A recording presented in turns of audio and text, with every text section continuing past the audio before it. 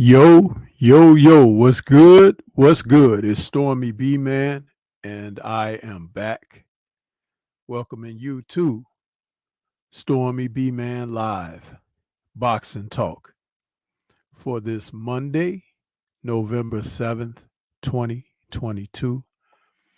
And we're doing a live stream for Boxing Talk this evening. Normally it would be our Noids on Culture, but my partner Drew had some other affairs to tend to, and I thought that I would just get another moment in since I wasn't able to do the call-in show yesterday. Thought I would come back with a little more boxing talk for you guys this evening. We're only going to run about an hour, the same time slot that we normally run.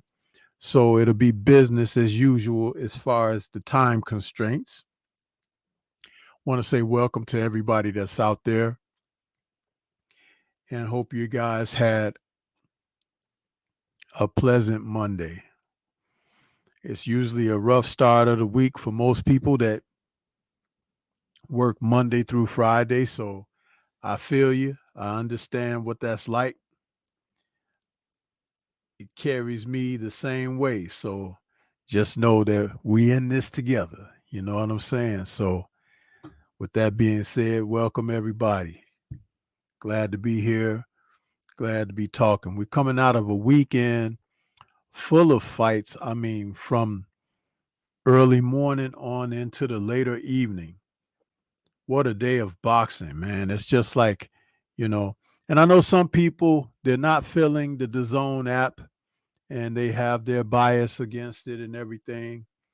But if you want to complete that process of being able to get fulfilled, with your boxing fix, there are often good fights on DAZN, even though it's not the guys who you would normally gravitate toward in name and whatnot.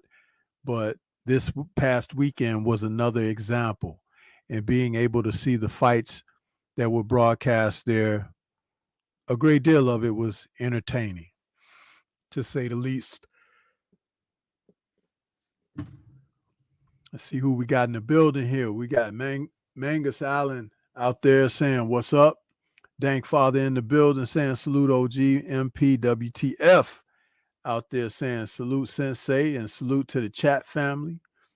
K-Rod in the building saying, "Yo." 88 Sports Talk is out there saying, "Stormy B-Man, salute family, salute to you." Jaron Davis in the building saying, "Good evening, Stormy," in chat. Curtis Price, my man, right on. 1000, amen. Alvin Davis in the building saying, "Salute, Stormy B-Man," in chat. Antonio MMA is out there saying, "Salute, Sensei, salute to you as well." CB Sports TV, my man, saying, "Salute, Stormy B-Man." And Antonio is out there. I said that, but yeah, we here, man. Let's talk a little bit. There's some news on the horizon of some fights coming up for the end of the year, the last month, December, and we'll see, what's going to happen. Derek Chisora has agreed to Tyson Fury's challenge. They're supposed to have something going on. There's going to be something happening on the 10th of December. There's going to be something happening on the 17th of December. We're going to have to wait and see, because I think a lot of shuffling of the deck is still happening with the sport. So we will have to see what's going to happen. William, old school, is out there saying, "Salute, Stormy. Peace, brother. Peace to you." Anthony Bolton in the building. Yeah, and everybody else is greeting one another. So, man, where do we begin? I had read an article that stated Conor Benn is still trying to come across and defend himself on this situation where he ended up popping dirty for, was it clofamine, whatever, the hormone drug or whatever. This young man is guilty as charged, bro. and he should accept responsibility and be accountable for his actions. He's piled on all this muscle over the past 18 months, which added to him being able to be a little bit more powerful in there because he's not the biggest of men. And he got caught. He got caught with his hand in a cookie jar. He got crumbs all around his mouth, crumbs all on his shirt and in front of his pants. And, you know, if they check under his fingernails, there's a little chocolate. You know what I mean? But the man wants to defend himself in court. Listen, sometimes you lose, huh? Even when you've been cheating and being successful and getting by, that's, you may have thought you were getting away, but that's all you were doing. You were getting by. And now it's time to pay the piper, huh? I used to work with a guy. He used to say, when the pipe play, everybody got to dance. And it's true. You know, if Connor wasn't taking banned substances, he would be boxing today. If he weren't taking banned substances, maybe he would not have had some of the spectacular victories that he enjoyed most recently. If he were not taking banned substances, maybe his confidence wouldn't be brimming like it is, because, you know, when you're putting this testosterone in your body, it gives you a sense of empowerment, gives you a sense of badassery. It affects you psychologically along with physically. Um, and it's also something that can become addictive to guys.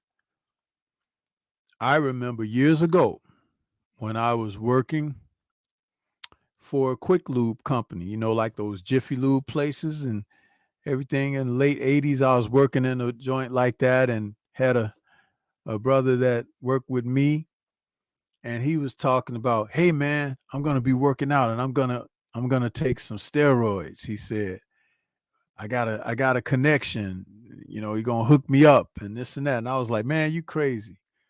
And he really wanted to do it. He went through the whole process of purchasing stuff and everything. And then he got cold feet and decided not to do it, you know? And I'm glad he didn't do it, because we were good friends at the time, always laughing, cracking jokes on our job. We weren't making much money doing that stuff, working on those cars, but at the same time, we had a lot of fun. And he realized that doing something like that just kind of went against his ethic. But he thought about it, and he had a buddy that wanted to press him into it and everything, and he decided against it. I was so happy for him, you know, because I could imagine the road that he may have ventured down had he went that way. And unfortunately he didn't. But that buddy of his, who wasn't the most on the level of types and sorts, you know, he met his fate early in life.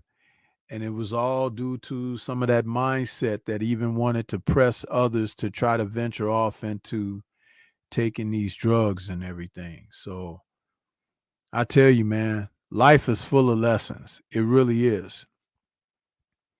But I don't understand why this young man is trying to prove innocence where there is none.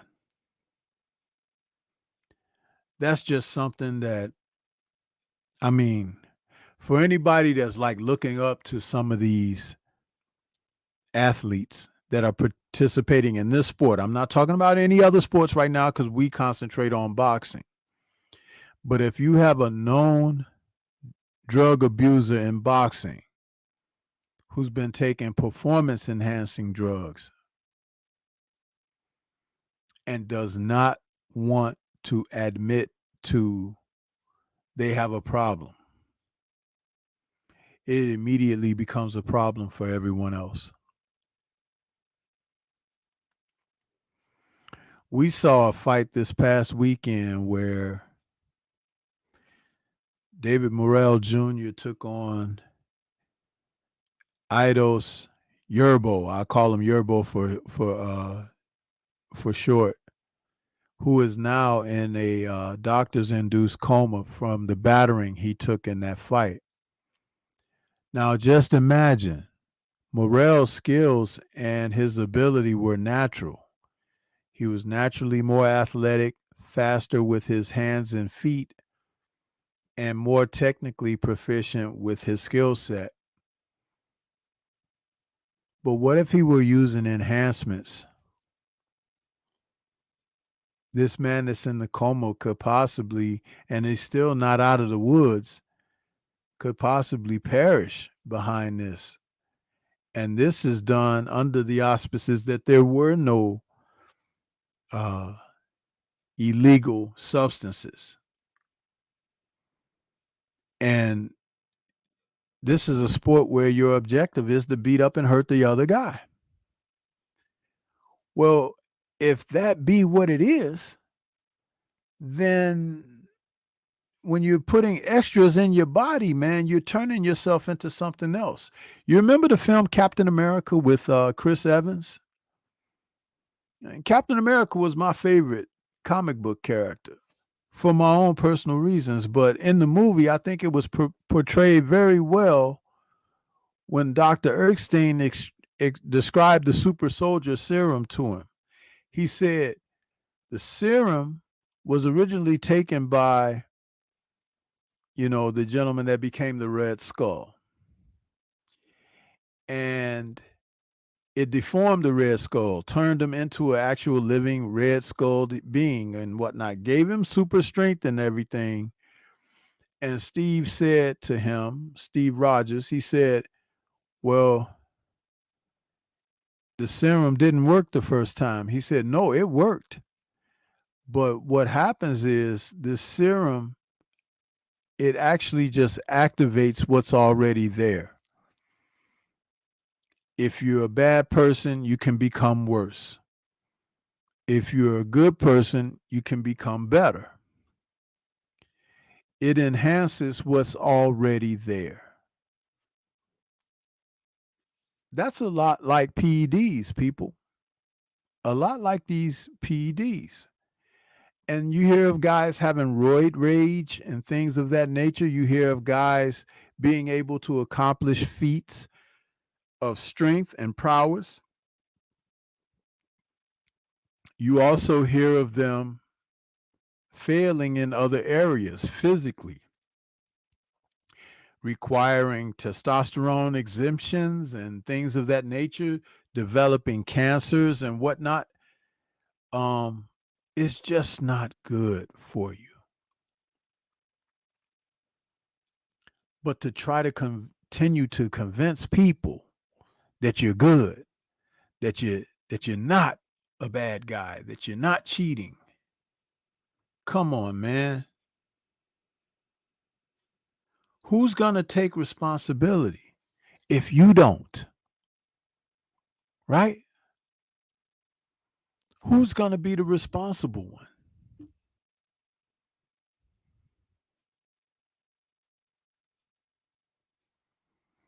You have to acknowledge what your shortcomings are.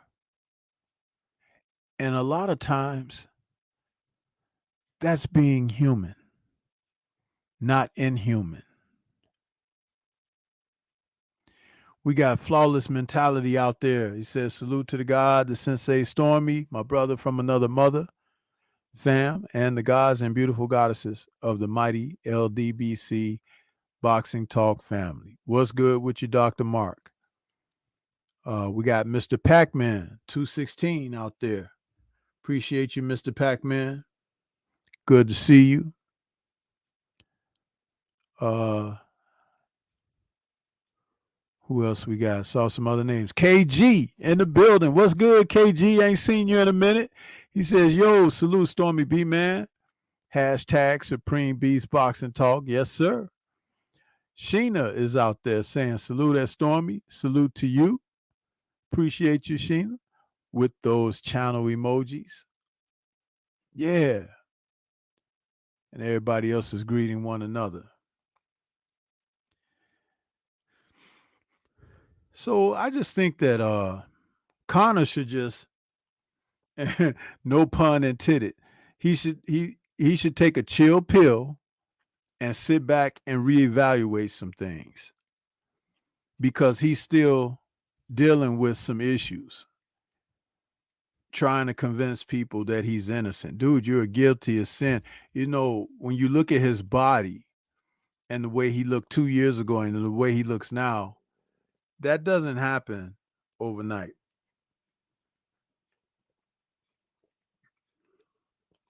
But for him, it almost did.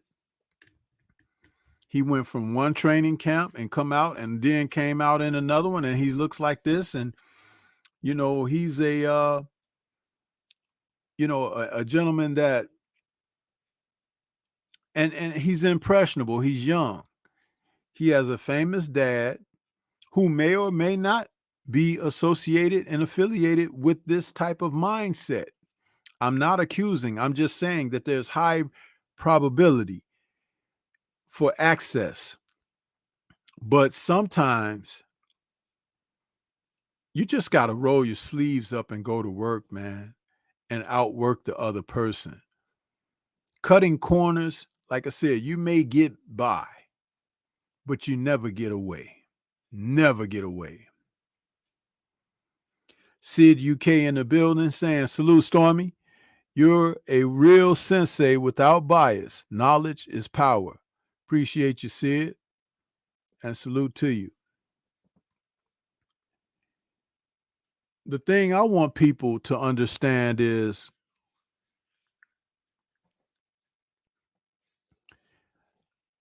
being complacent, not speaking out against it, not throwing it down. That's consent. He needs to be held accountable. Tyson Fury needs to be held accountable. All of those who are on Dr. Uz's list need to be held accountable, because in this sport that we profess to love, people's lives are at stake 1,000% of the time, man. You can't just go out here and do these things haphazard and let people perish under this. It's not good. Andrew Charles in the building. I see you. Lala D. What's going on with you, Queen? Good to see you out there. Kwee in the building as well. What's up with you, Kwee? What's happening? Yeah. And you see, guys, when that Dr. Ooze, when the light started shining on him, what did he do? He closed down his social media and everything, got the hell out of Dodge, huh? So they ought to call him Dr. Dodge, huh? Because he's trying to dodge, but you remember, you could get by, but you can't get away, huh? You ain't going nowhere. You ain't going nowhere. As my man Michael James say, you ain't going nowhere. Just something to think about, y'all. Just something to think about. Did you guys see the fights over the weekend? That doggone Dimitri Bivol and Gilberto Ramirez fight was one for the books. For Dimitri, he done got him a couple of bookends with those two Mexican brothers that he beat up, huh? By the way, where everybody at now? The people that was, pulling for Gilberto and pulling for Canelo and everything, where they at? Canelo done went and had some surgery or something to give the excuse that he can't fight for another year or so. That's okay. That's fine. Huh? Maybe you could get all them, PEDs out of your system while you're sitting over there. Huh? All of that clenbuterol and stuff that you've been allowed to stack up in your body, as they say, stacking. Huh? But that, when you take that stuff, it don't help your wrist, Canelo. Oh, it don't? It don't do nothing for you? Well, maybe they got an injection for you, huh? Maybe. But you say you went under the knife, so it ain't gonna help them knees though, huh? The bad cartilage and all in those knees. You still can't move. You got bad tires, buddy. And as I've always said, fighters with bad wheels, they end up on the side of the road. Uh-huh. And you saw that kid Morrell this past weekend, didn't you? He looked like a gazelle gliding around that ring and everything. Can y'all picture Canelo trying to be in there with him, taking those shots, those uppercuts and everything? All that bobbing he does and that dipping at the waist, it's over for him, huh? I think Canelo should go sit down and, ride that yacht on back out into Mexico or something, because the wheels are bad, so you're gonna be on the side of the road. You can't go down because Morrell is there and Mel Charlo is down there even lower, ready to come up, and you can't go up because Bivol and Bitterbeef got that on lock. So what you gonna do? Huh? What are you gonna do? And your fans can't even help you now because they saw two ass whoopings. Yours and the guy who vowed to avenge you, Gilberto. Do you think that Gilberto gonna be throwing some stuff at the cops again now? Mad because he didn't get this victory? Or is he just gonna go quietly into a good night and eat a few more cheeseburgers, huh? And put that fat boy weight back on his ass, because you see how big he came into that fight, man? Ridiculous. But that's okay. This is boxing. The strong will survive. The cream will rise to the top. And we know where the boo-boo goes, right? In the toilet, and you flush, huh? That's what happens.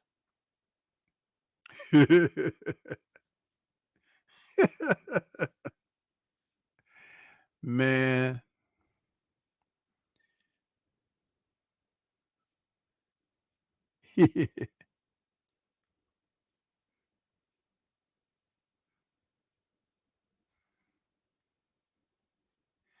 Antonio, he got less than that, bro.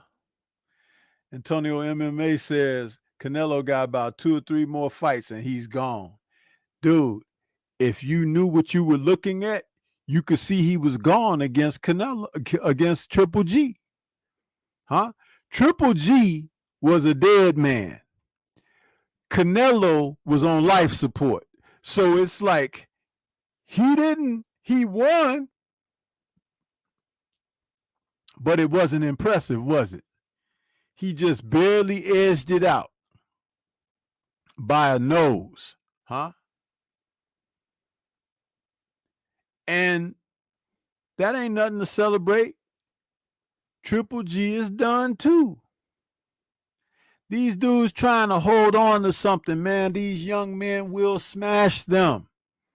You got Janibek out there that's really coming. You think that Triple G gonna get in the ring with Janibek? You got another thing coming. And Mr. Andrade, who didn't want to fight Janibek either, who ran up to 168, well, there's a morale up there for you. A morale victory. Yeah. How about that, Mr. Andrade? Cut them dreads off, huh? When you out there and you lollygagging around and everything, what happens is time waits for no one, and Father Time is undefeated. So as time passes you by, you will find that there was always a new one on the horizon. And that's what's happening. The sport of boxing, I talked about it when AJ had all those belts and was not looking to fight nobody. They stalled his career out because they were trying to mix and match opponents for him that he could easily beat and have title defenses against. But there's so much talent out there that they could not really get that done. Andy Ruiz comes along in 2019 and upsets him as a fill-in opponent for Big Baby Miller. A fill-in opponent knocks him out. Big Baby would have knocked him out too, I believe, because he's not the toughest of guys. But again, instead of trying to get quality trainers to help him get better, they were just holding on to the titles, going around for public appearances and everything, not trying to be the best that they could be. Hearn was using him as a piggy bank because whenever he would get him to fight somebody, he's building the money base for his family wealth and his company's wealth and everything. In the meantime, denying Joshua the opportunity for personal generational wealth. Remember the 50 mil guarantee? Huh? Right off the top, nobody else touch. He turned that down because Hearn told him to. Where's the good advisement? The Muhammad Ali Act, huh? Where you work in the best interest of the fighter and you tell him, take that 50 million, son, because after you get hit upside the head a couple of times, you may not be able to do much else anyway. So the 50 million is a guarantee for you and your family. No, Hearn was saying, bullocks, we can take another deal somewhere else, mate. Along comes Alexander Usyk, and you make him like the second Evander Holyfield, going from undisputed cruiserweight to damn near undisputed heavyweight, one belt away, huh? Thank you very much, Hearn and Joshua, for your contributions to the heavyweight division, because they suck.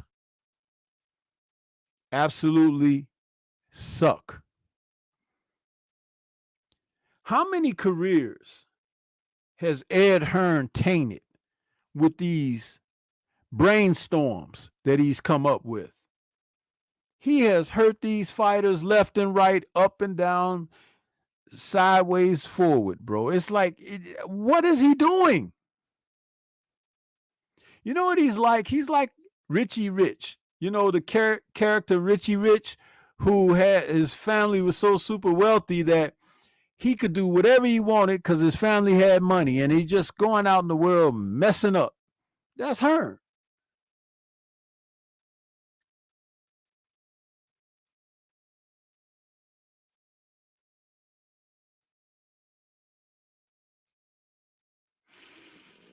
Man, it's crazy. It is utterly crazy. Who we got out there? We got Cortez Bowles out there. What's good? He says in the building. Lala D says Andre was talking about going to 168 way before Janibek fight came up. I can prove it. He should have fought him, but he was leaving beforehand. Oh, I forgot. The Demetrius Andre Protection Agency is out there in Lala D, so I have to be careful what I say about Demetrius Andre. But I'm going to tell you this, Lala D. He can try to make them little sounds like Prince, and come out there with them Victorian shirts on and everything. But Janet Beck gonna kick him in his butt. And if he gone up there where Morrell is, he gonna really get kicked in the butt. So I don't know. Andre may want to go sit down too, huh? Yeah. And I'm sorry, Lala D, it's just that he's surrounded by better talent. She says, no, Stormy, I'm not sensitive anymore. Yeah, until you see him land on the canvas. Then you're going to be screaming and clawing at the TV. Why? Why?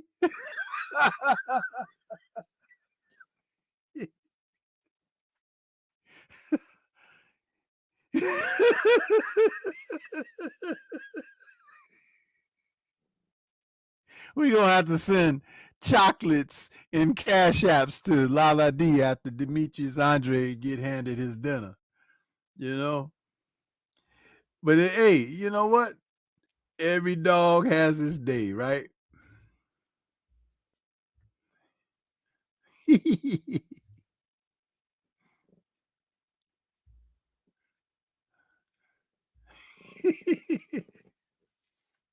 She says they're not better, they're younger. Oh, okay, whatever. Huh? But see, while he was laying around on the beaches and stuff like that, smoking that ganja and everything, these guys was in the gym, hitting them bags, jumping the ropes, running miles. They was getting better, huh? Demetrius Andre was like sitting up there talking about, I got time, I got time. And then next thing you know, he saw some highlights on TV and he was looking at other people saying, you got the time? You got the time?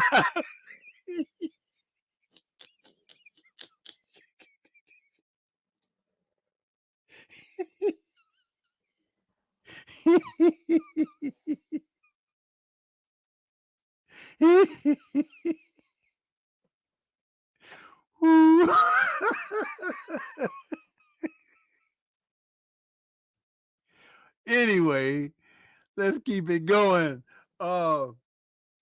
Antonio says Boo Boo versus Mel Charlo is pay-per-view. Sensei, hell no, that ain't pay-per-view. None of these fights that they giving you on pay-per-view right now are pay-per-view, man. None of them. You know?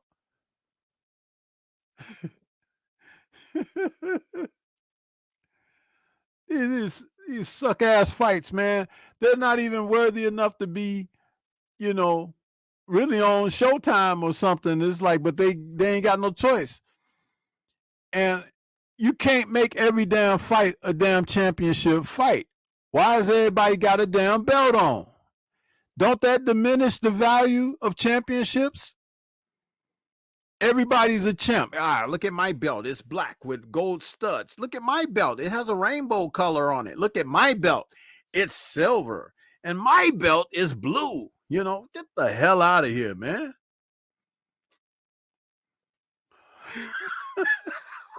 Shit.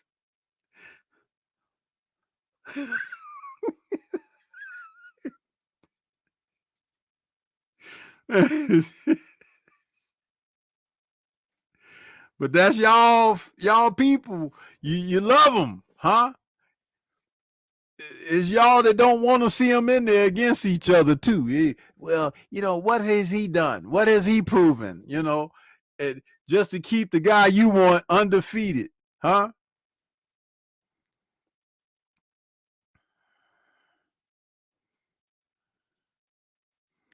They better go take a page out of Clarissa Shields' book, man. She had 2 million people watching her fight that fight with Savannah Marshall, man. And Clarissa gonna go over there and fight again because that's where the money at. See, these fools over here in America don't even know how to support their own, huh? Especially if you of a color persuasion, if you know what I mean.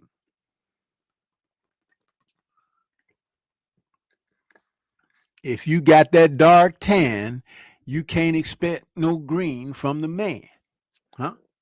That's what it is. They try to tell you ain't got no value, huh?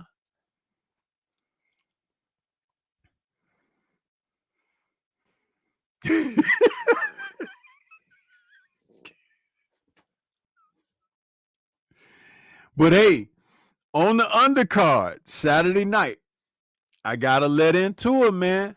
Jessica McCaskill, man, from Chicago. She upset me so much, man. I tried to keep from using profanity, but whatever the kind of performance that she thought that she was putting on, she could have kept that, bro. That was for the birds. That performance was for the birds. McCaskill stank up the joint, the locker room. the parking lot and everything, huh? The hotel room. She stank everything up, man. Might as well somebody thought it was a fisherman's boat sailing through the area because she just came out there. I don't know what kind of performance that was by her, but I used to think very high of her, and she made my thoughts and hopes and aspirations for her be shattered, huh? Like crystal dropping to a concrete pavement. Yeah, yeah. And salute to Chantel Cameron, who put that jab, that hook, that uppercut, the crosses all upside her head for 10 rounds. Huh? And that lump that she had on her forehead was from her own forced headbutt. Yeah. So she got all the lumps that she deserved. And she was hating on Clarissa too. So when you hate on Clarissa and you hate on Deontay and you hate on Devin, what happens is the universe spins the bottle on you, huh? And you get to learn the hard way. So the next time McCaskill fights, I don't give a damn, huh? I won't be tuning in. If she happens to be on a card that where the main event is something that I'm looking forward to watching, I will go take a dump in the toilet while she's in the ring because it's the same as watching her fight, huh? As far as I'm concerned. You feel me? Yeah.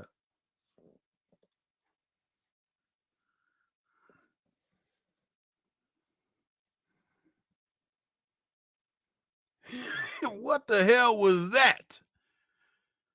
Coming in there, crossing her feet up and everything. I thought she was doing yoga or something. What was that? I'm still asking because I haven't been able to make anything of it, man. Y'all ever seen that meme of like stupid fighters and stupid stuff they do before they get knocked out? And it's that one Arab kid. He's out there dancing and doing all this freaky stuff and popping his hips and everything. And the bell rings for the first round and the dude knocks him flat. That was like one of the funniest things I ever seen, right? And he was so awkward and everything. He just got knocked the hell out right away. Well, guess what? McCaskill came out there fighting like that herself. I was like, what is she doing? I couldn't believe it, man. Look at here. We got Big Dog Willie out there in the super chat.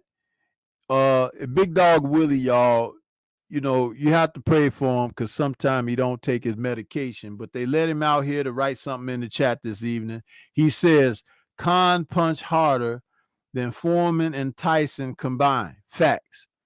Well, Big Dog Willie, I'm here to tell you that you got about 20 minutes, bro, and the guys with the white jackets with the zippers in the back will come and escort you back to your room because we understand that sometimes when they leave the door unlocked, that you'll come out. Sometimes you have clothes on, sometimes you don't. And this time, I guess you came out with a pad and pencil and a laptop or some kind of tablet or something, and they got you writing. So you got about 20 minutes before they come and get you, huh? So just gear yourself up when they arrive, huh? Nobody gets hurt.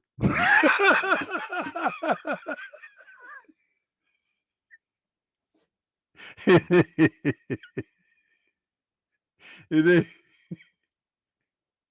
hey, and they gonna give him an injection before they take him away too, y'all. He gonna be kicking and screaming, and then they give him that injection, and he just kind of go limp. He's all right now. He gonna sleep it off.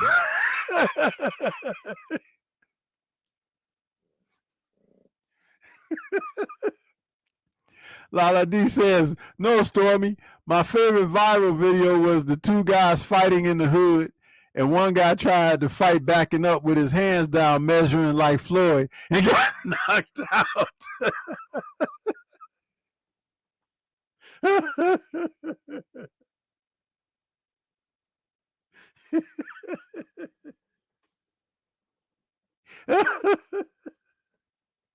Yeah. Flawless mentality. Dr. Mark says Big Dog Willie is in the right field, but he should be the patient instead of the worker. Well, see, that's the thing, Dr. Mark, and you should know this already. When you're on the inside, it's hard to tell the patients from from from the non-patients. That's why everybody gotta wear the same clothes. Just in case somebody try to act like I'm good. I'm good. Ain't nothing wrong with me. Sure, buddy. Get him, fellas. Zap, zap. This is like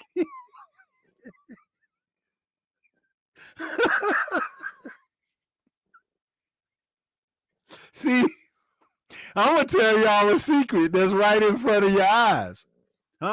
He ain't got no normal name. He got a name, Big Dog Willie. Now, listen, it gotta be something wrong with you to name yourself that, right? Mad Dog Willie or something like that. So you have to know, being on the inside of that asylum, when they put you up in there, you got to try to pretend that you're good when you ain't. Everybody in there getting each other shots. Here, try this one. Try that one. Hey, shoot me right here.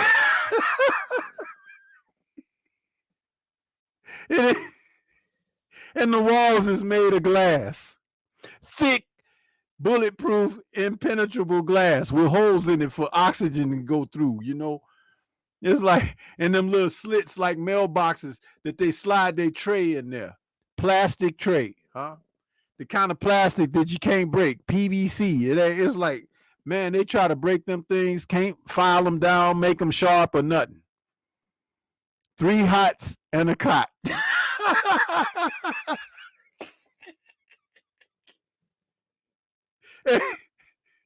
3 hots and a cot, and you act up and you get the shot.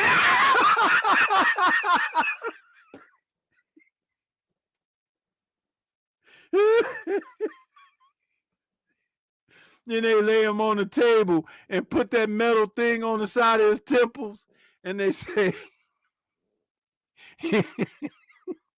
bite down on this rubber.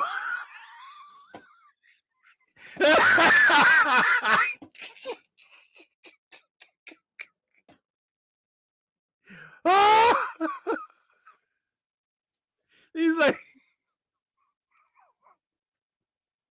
and there was one sign that there was some semblance of being normal left in there. And you know what that was? When they turned that electricity on with that thing on the side of his temples, the nigga had the nerve to say, Mama!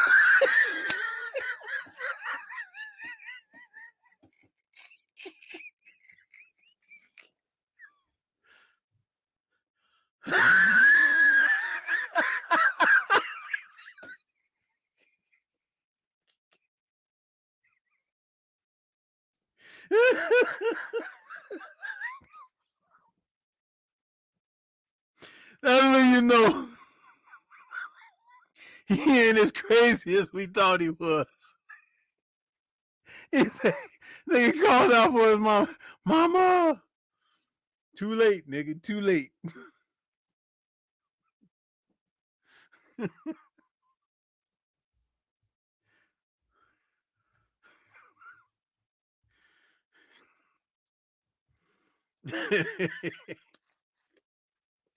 See, I keep telling y'all, don't be messing with Stormy up here, man. You never know what you're going to get.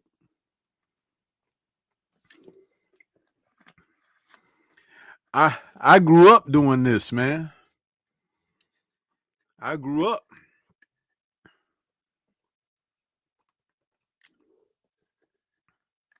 It's like if I get a hold of Jessica McCaskill, she'll never come out there fighting like that again. She'll come out there looking like the female Tommy Hearns or something. You're gonna go out there and misrepresent Chicago like that. What kind of mess was that, man?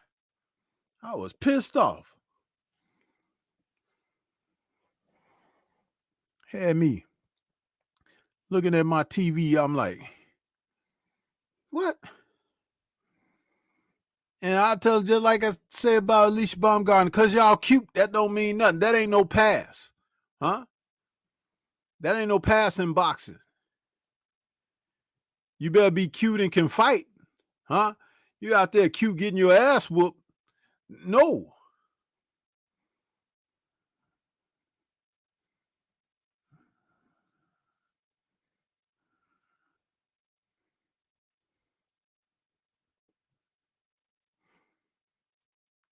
Yeah.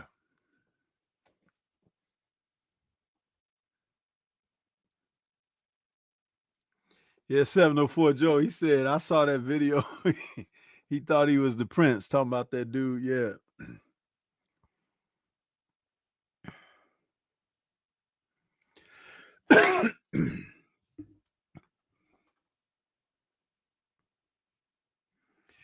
Yeah, Flawless. That was ridiculous, man. She was trash in that fight. I don't know what, you know what? I didn't even want to hear a post fight interview from her or nothing. I was just like, put her ass in a cab and drive her back to Chicago. Now, I know they was over there in the UK. I mean, Abu Dhabi, man. So if they put her in a cab and the cab happened to sink in the ocean, so be it, huh? Because that was the type of fight that she put on.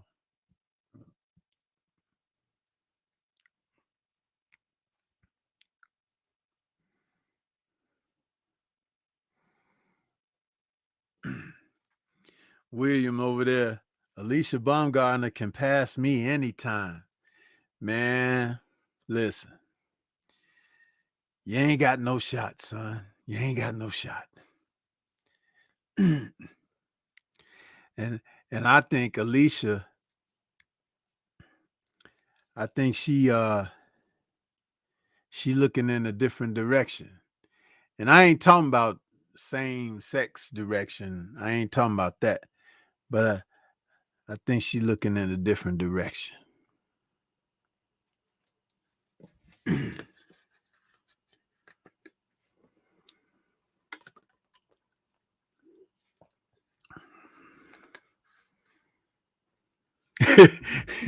He says, I'm old. I'm not dead. I hear you, bro.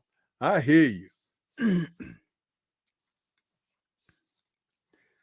Soul Power, aka Gamed Up Kennels. He says, I missed that fight. Man, you ain't missed nothing. If you talking about the if you talking about the McCaskill fight, you ain't missed nothing.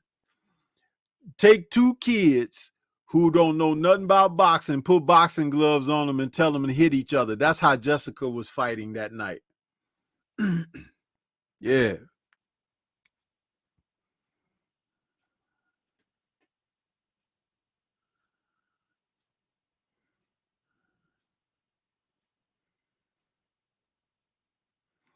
Horrible.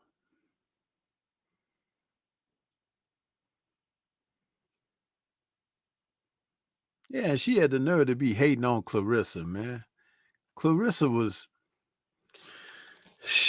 she left no doubts in her fight with Marshall. Did I bet you Marshall was like, when that fight was over and she went home, she probably didn't say it to none of her personal people or nothing, but in her own mind, when she was alone by herself, I bet you Marshall was like, I'm glad that shit is over with. That girl was all upside my damn head.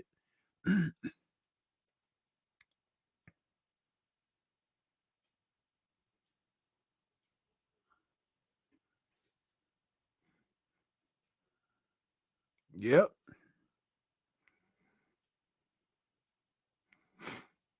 I was listening to Clarissa talk about it on the Sean Porter podcast. She said, yeah, she hit me a couple of good shots, but when she hit me like that, that just made me want to hit her 3 or 4 or 5 more times than she hit me. I was like, there you go, sister. That's what I'm talking about.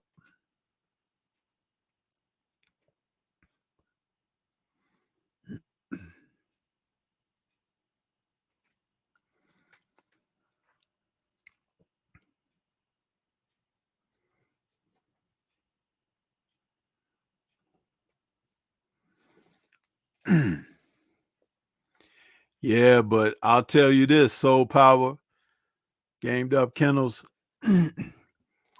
if she really want to prove herself, she need to get her butt back in there against Mayor again and whoop her twice. Whoop that woman twice. And then I'll give her all the accolades or whatever. Because she originally didn't even want that fight. She wanted to go out there and make her little money being a champ. But the consensus was, a lot of these ladies that can unify and go for it, they're doing it. So she was kind of pressured into it a little bit. And I still feel like neither one of them in those 10 rounds pressed the envelope enough to prove superiority. The fight was close, but not one of them took it from the other. Clarissa left no doubts in her fight. Katie left no doubts in her fight. You have to step it up like that sometimes. You really have to step it up and change the levels. And when you're able to do that, then somebody can give you but I'm not going to give you if it was a squeaky clean victory like you had a judge had it even, a judge had it you, judge had it her. No. You get your butt in there and do it again.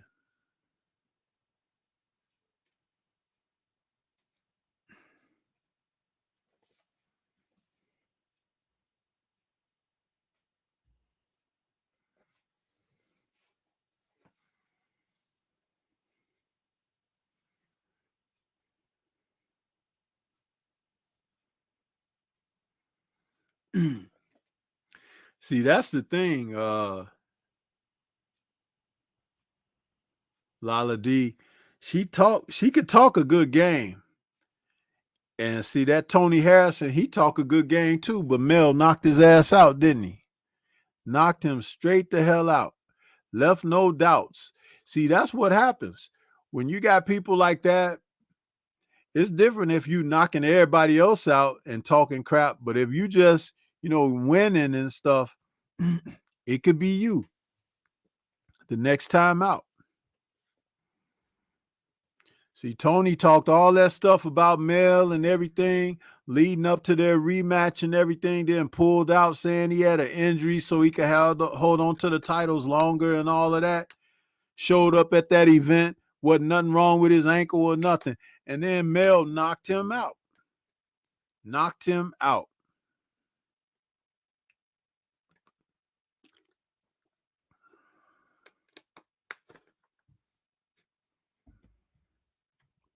And he got a gift decision over Mel that first time because most people thought the consensus was Mel won the fight.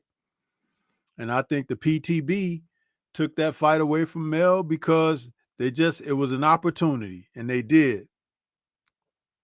But he took it into his own hands in that second fight. See, Harrison is the kind of guy, he always going to do something. You just have to be patient and wait for it. And then he going to give you the opportunity. I believe Baumgartner is like that because many fighters adapt the mindset and the mentality of their coaches and trainers. And she's got that braggart in her, but she doesn't set the world on fire with skills as far as I'm concerned. And just because you're strong, that don't mean nothing. When you're in there and someone can fight, all they got to do is wait for that opportunity for you to make a mistake, and then they got you. Just like the Venus flytrap, they'll have your ass. And that's what Alicia ain't learned because Harrison still ain't learned it. He's still talking shit, but got knocked the hell out. He tried to say that the knockout didn't happen, and this and that. It's like, dude, I watched it. He knocked you out.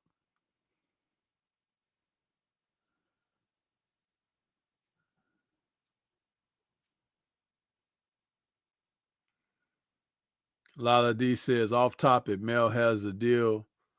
Well, you know what? That kind of stuff don't interest me.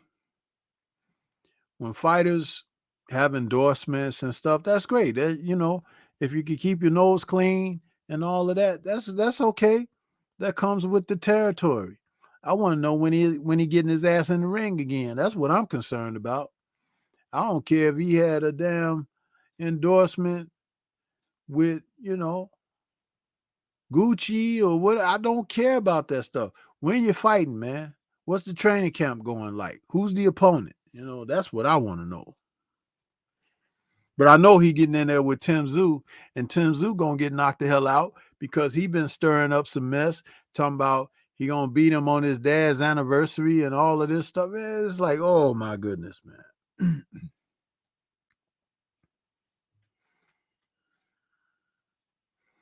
Putting his name first on the fight posters and stuff. I don't even know why they want to get Mel charged up, man. That dude is already on 10 when he, walking around.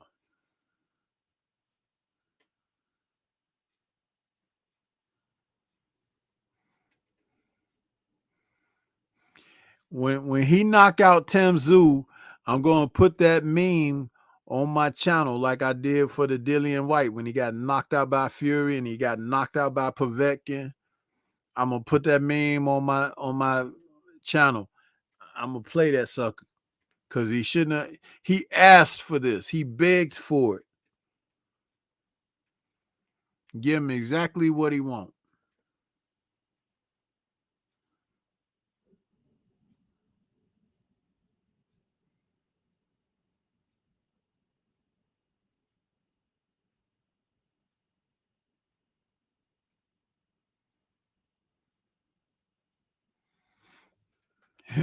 Lala D says, I wonder when Lubin and J Rock are returning. Well, Lubin, has the swelling went down on his head yet? Because he looked like Martin after Martin fought Tommy Hearns when he got through with Fundora. I was like, man, that dude look like Quasimodo over there. Did them lumps go down yet?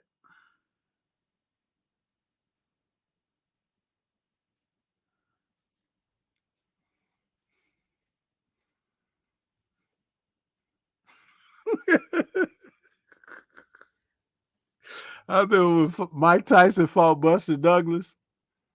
They fought in February of 1990. And Buster Douglas, he he swelled up Mike Tyson's eye and closed it shut. And like all the way in August or whatever, they did an interview with Tyson. That's when he used to wear them like overalls with no shirt under them and stuff. And he was sitting there talking to the interviewer, and he still had a dark spot under his eye where Buster Douglas had. That's like months later, bro. Like 6 months later, his eye still was messed up. I was like, Buster put it on his ass.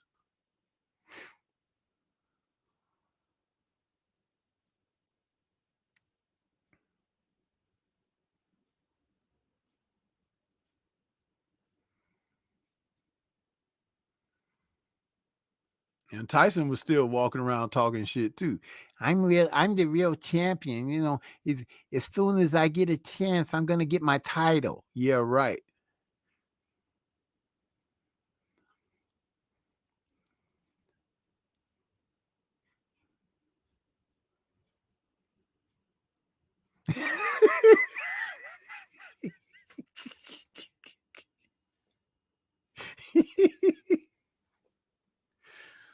Shit, Buster gave his ass lumps.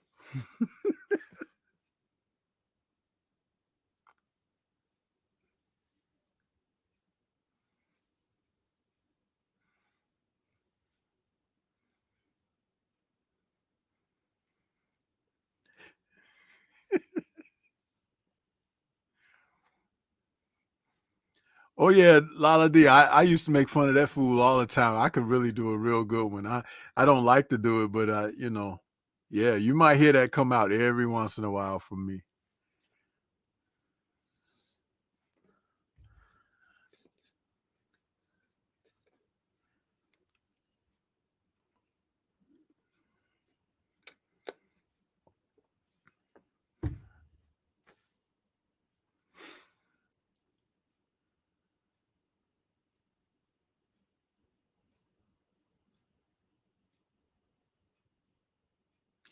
William, I'm gonna tell you this, man. I had a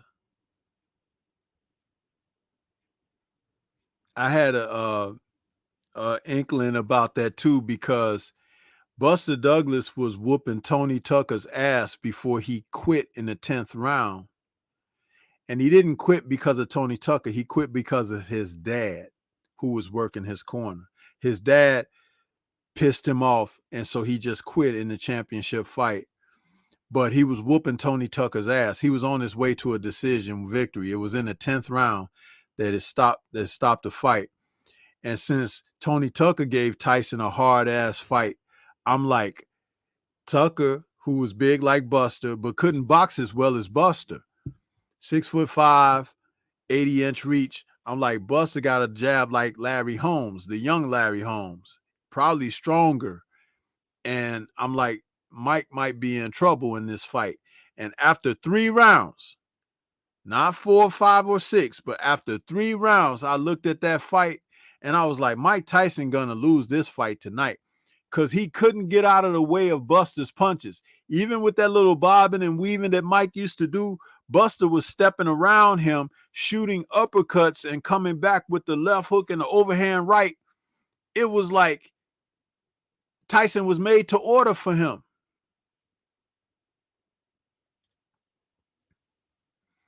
You see, Mike never got a rematch, right? And it was on the table. It was there to be made, but no.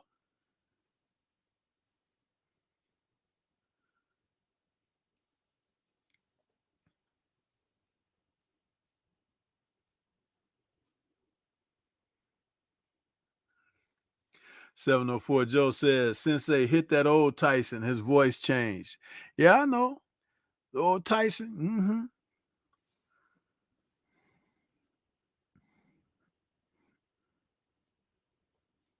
You see, I'm not that guy anymore.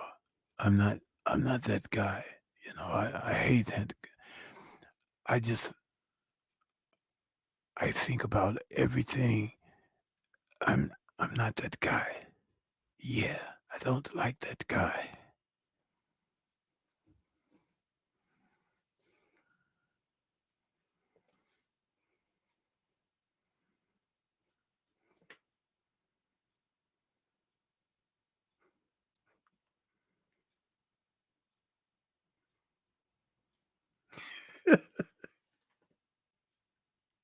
He asked Evander Holyfield, why did you never quit? Evander said, because you ain't supposed to. He had that stupid ass look on his face like, oh.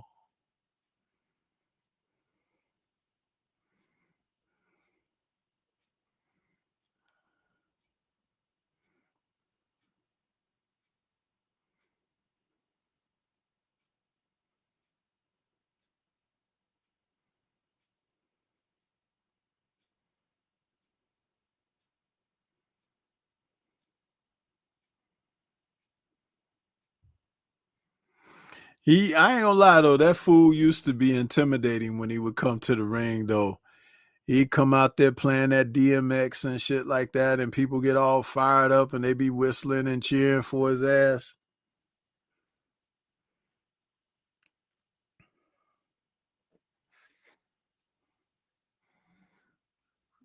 But nobody knew he was scared to death.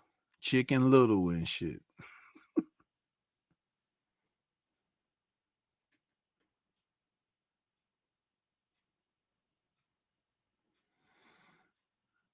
Oh, here go 704 Joe now. Conspiracy theories like a mug now. Good thing the show is about to end. Shit.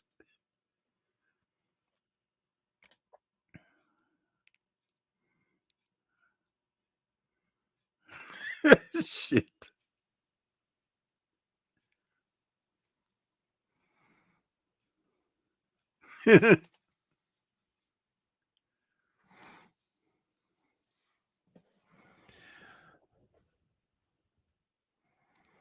Yeah, I want to thank all you guys for coming out with me this evening. Just wanted to put a stream in. I didn't do my call in yesterday. Had some family business to take care of, but we'll be back tomorrow night for the Tuesday tussle. That Tuesday tussle is going to be a little interesting.